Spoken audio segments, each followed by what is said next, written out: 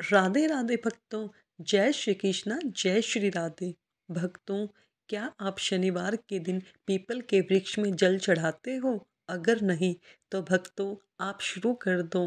आप हर शनिवार को शनि मंदिर जाकर या शनि किसी भी मंदिर में पीपल के वृक्ष के नीचे जल चढ़ाया करो। आत्माराम नाम का एक मजदूर था। वह शनिदेव का बहुत बड़ा भक्त था।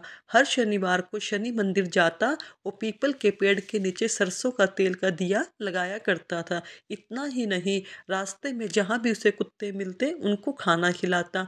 एक बार आत्माराम को मजदूरी करने के बाद भी पैसे नहीं मिल रहे थे, तो उसकी पत्नी सरिता बोली, क्या हुआ जी, आज आपका चेहरा इतना उखड़ा उखड़ा सा क्यों है?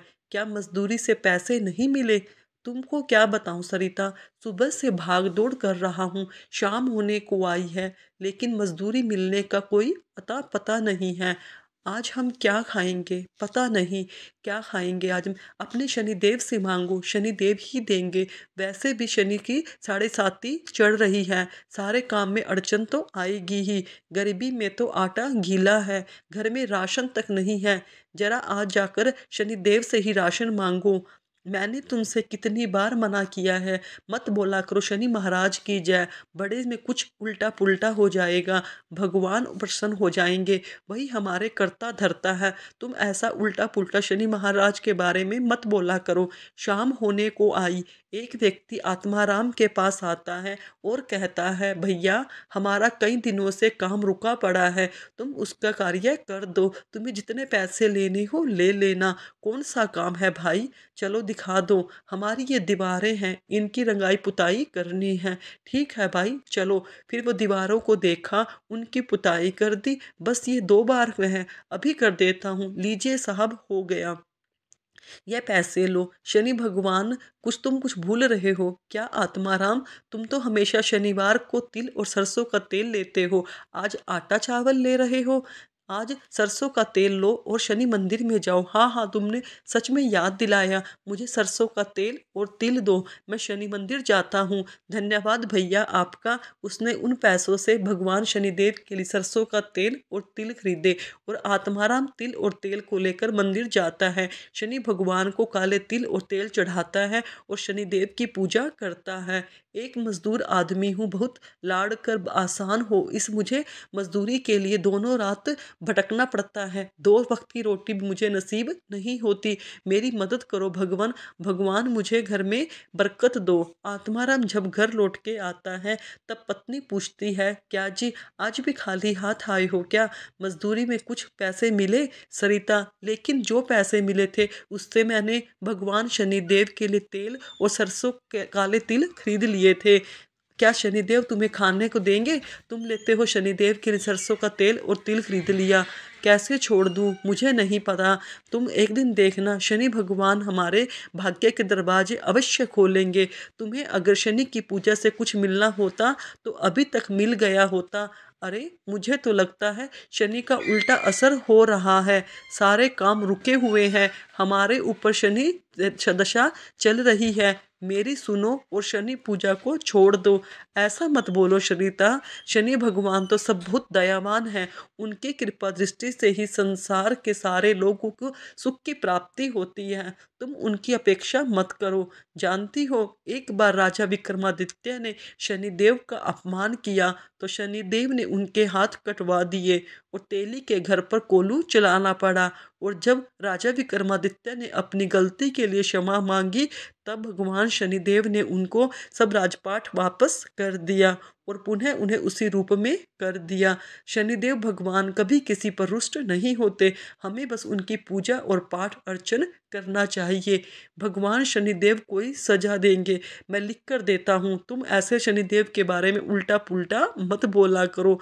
एक दिन सरिता सो रही थी, सुबह जब उठी तो उसे चारपाई से उठा नहीं जा रहा था। अरे सरिता, तुम्हें क्या हुआ?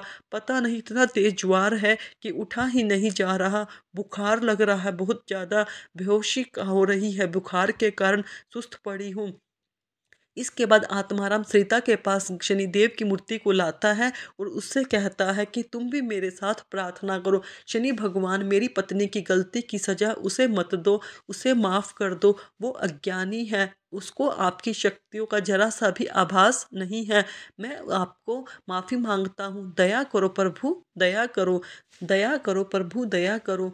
वह सारी रात भगवान शनिदेव के मंत्रों का जाप करता रहा और भगवान की मूर्ति के पास ही मंत्रों का जाप करते करते सो गया। उसे स्वप्न में शनिदेव भगवान आए और उन्होंने आत्माराम से कहा कि तुम्हारी पत्नी की गलती माफ़ी के लायक नहीं है, फिर भी मैं तुम्हारी भक्ति से प्रसन्न होकर तुम्हारी पत्नी को रोग मुक्त करता हूँ और मैं तुम्हें दिन भर मांगने के लिए 3 वरदान देता हूँ। आत्माराम की नींद खुली तो उसके आसपास कोई भी नहीं था, लेकिन उसे शनि भगवान के मांग दिए हुए 3 वरदान याद थे। उसकी पत्नी कल जो चल भी नहीं सकती थी, आज वह बिल्कुल ठीक है। उसने पत्नी को आवाज़ लगाई, सरिता बोली, हाँ जी बोलिए क्या काम है?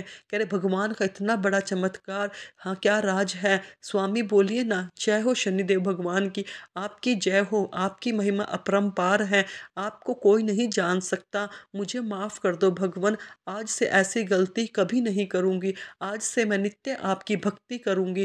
तभी आत्माराम को शनिदेव के दिए हुए 3 वचन याद आए। तो शनिदेव भगवान के दिए वचनों को याद करते हुए भगवान आत्माराम ने कहा, भगवान सबसे पहले तो आप मुझे अपनी भक्ति दीजिए जिसको मैं कभी ना छोड़ूं।